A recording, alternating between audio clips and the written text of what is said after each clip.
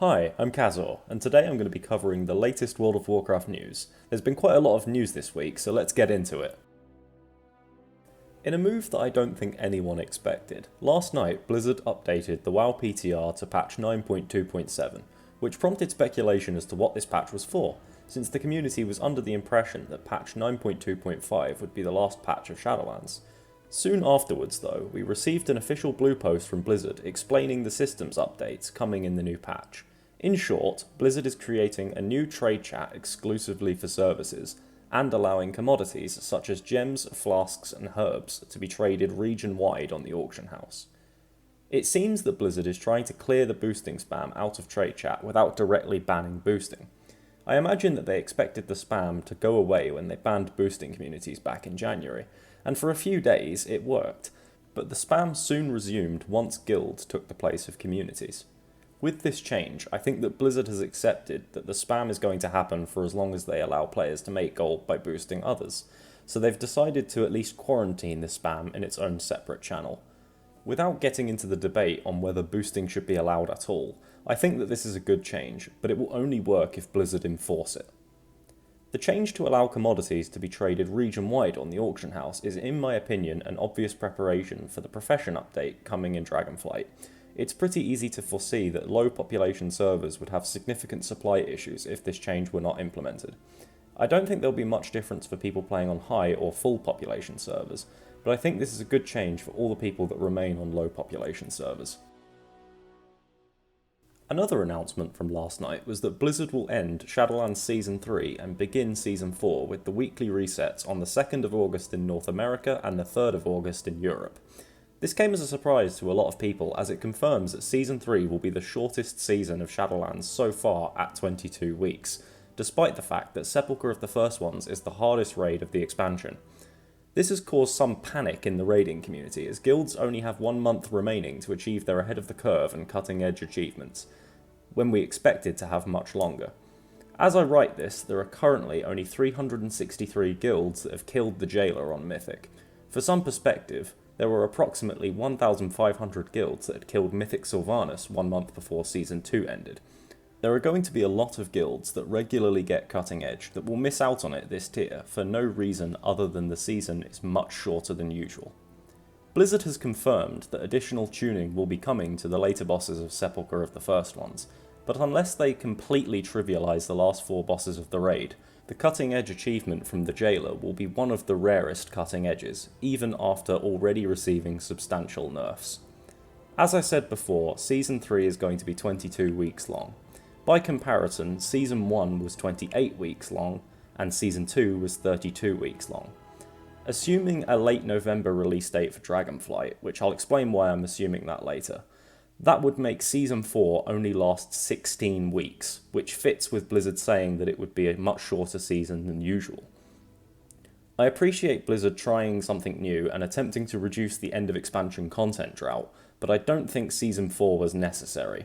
If Season 4 were cancelled and instead Season 3 lasted until the release of Dragonflight, Season 3 would be a 38-week long season, which is the same as Battle for Azeroth Season 4 and only 6 weeks longer than Shadowlands Season 2.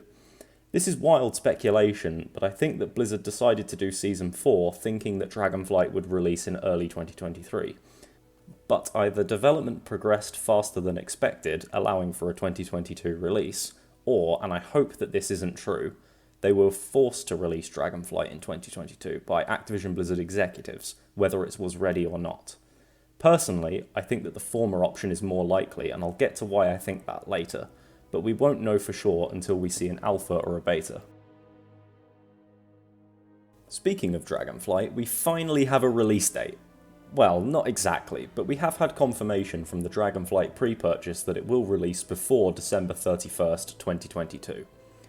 I said before that I've assumed Dragonflight will release in late November, and that assumption was based on this confirmation and the fact that Blizzard likely doesn't want the expansion release or the Race to World First to conflict with Christmas. So if I had to bet money on a release date for Dragonflight, I would bet on either the 22nd or 29th of November, because these are the 2 latest dates that would allow enough time for the Race to World First to be completed before Christmas. In more Dragonflight news, we've seen more encrypted Dragonflight builds on the Blizzard CDN. Firstly, on the 28th of June, WoW version 10.0.0.44351 was uploaded to the WoW Vendor 3 branch of the CDN. This is a branch used to send game builds to hardware companies like AMD, Intel, and Nvidia to test stability on their hardware. The next day, on the 29th of June, WoW version 10.0.0.44402 was uploaded to the WoW Dev branch of the Blizzard CDN. With all of this activity surrounding Dragonflight and the confirmation of a 2022 release, people have been speculating on when we might see a public alpha for Dragonflight. If my assumption of a late November release date is correct, then we're currently 5 months away from release. By comparison, Shadowlands had 8 months of testing. The alpha started in April and the beta began in July. Blizzard is on record as saying that Dragonflight is quite far along, and given the similarity to the timeline of Shadowlands release, I wouldn't be surprised if we didn't get a public alpha, and instead we get a public beta that will start at some point in the next 2 weeks. Remember to subscribe to make sure you don't miss my coverage of the Dragonflight beta as soon as it begins. In more good news for WoW players, Blizzard has acquired the game studio Proletariat, the studio behind the fantasy battle royale game Spellbreak. This acquisition has added 100 new developers to the World of Warcraft team, who have been working on WoW since May according to VentureBeat. According to the general manager of World of Warcraft, John Haidt, Blizzard is aware that they need to increase the amount and frequency of content delivered to WoW players, which is what prompted this decision to acquire Proletariat. For fans of Spellbreak, this is of course bad news. I'll be honest in saying that I hadn't heard of the game before news of the acquisition, but it is very well reviewed on Steam, and it's a shame that it will be shutting down in early 2023. On the bright side though, an extra 100 developers working on WoW is great news for WoW fans. If all goes to plan, we should see a significant increase in the amount of content for WoW. I can't wait to see their work in Dragonflight.